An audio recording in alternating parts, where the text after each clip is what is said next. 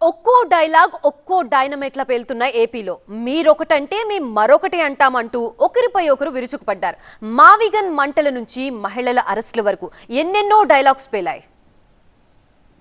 ఆ కట్టే బిల్డింగ్లు ఆడ కట్టుకోకుండా ఇక్కడ కట్టయ్యా 2 లక్షల కోట్లలో నువ్వు పెట్టే అమౌంట్లో 10% ఇక్కడ పెడితే చాలయ్యా, బ్రహ్మాండమైన రాజధాని ఇక్కడే తయారవుతుంది. డే 1 నుంచే రాజధాని వస్తుంది, ఒక గ్రోత్ ఇంజిన్ తయారవుతుంది. కనీసం 20 ఏళ్ళ తర్వాత అయినా మన పిల్లలు ఉద్యోగాల కోసం ఎక్కడికెక్కడికో పోవాల్సిన అవసరం లేకుండా మా మావిగంలోనే ఉద్యోగాలు దొరుకుతాయ్యా అని చెప్పి అని చిలకకి చెప్పినట్టు చెప్పినా మావిగన్ అంటాడు. మొన్న 3 ముక్కలాట, ఇప్పుడు మావిగన్. వాటికన్ అలా సంతోషం, దాని ప్రతిష్ఠ దీలా, పరువు దీలా.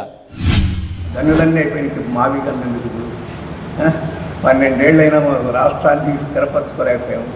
దానికి సిగ్గుపడాలి.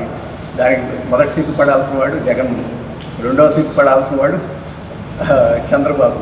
మళ్ళీ గన్లు తోటాలని చెప్పేసి ఆయన తీసుకొచ్చి అడ్డపొలలు పెట్టడం మంచిది కాదు. ఈ మావిగన్ కాదని ఎవడన్నాడు? 5 ఏళ్ళు ఏం చేస్తున్నాడు జగన్? ప్రతి ఒక్కరూ నిన్ను జోకర్లాగా చూస్తున్నాడు. ఇదేదో ప్రజలు, రాజకీయ పార్టీలు కాదు, నీ పార్టీలో నీ చుట్టూ తిరిగిన వాళ్ళు కూడా జోకర్లాగా చూసి ఏంటి పిచ్చెక్కిందా? ఆంధ్రప్రదేశ్ ప్రజలు కర్ర కాచి వాత పెట్టి 11 సీట్లకు దించినా ఈయనలో మార్పు లేదు. ఏం చెయ్యాలని నీ పార్టీలో ఉన్న వాళ్ళే నిన్ను ఎగతాళిగా మాట్లాడుతుంటే కనీసం సిగ్గు లేకుండా. మావిగన్ అనే ప్రపోజల్ చాలా మంచి ప్రపోజల్. రాబోయే కాలంలో దానికి మరింత ఆదరణ వస్తుంది. స్టార్టింగ్లో కొంత అర్థమయ్యో కొంత తేడాగా కనిపించినా రాను రాను అది అద్భుతమైనటువంటి ఫలితాలు ఇస్తుంది. మావిగనే ఆంధ్రప్రదేశ్ అభివృద్ధికి సూత్రం, మంత్రం అని కూడా నా అభిప్రాయం.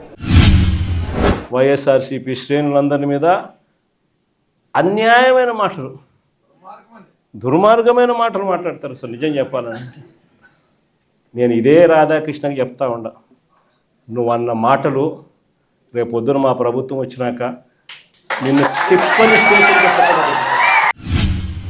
పార్టీ మీద, ప్రజాస్వామ్యం గురించి మాట్లాడతారు.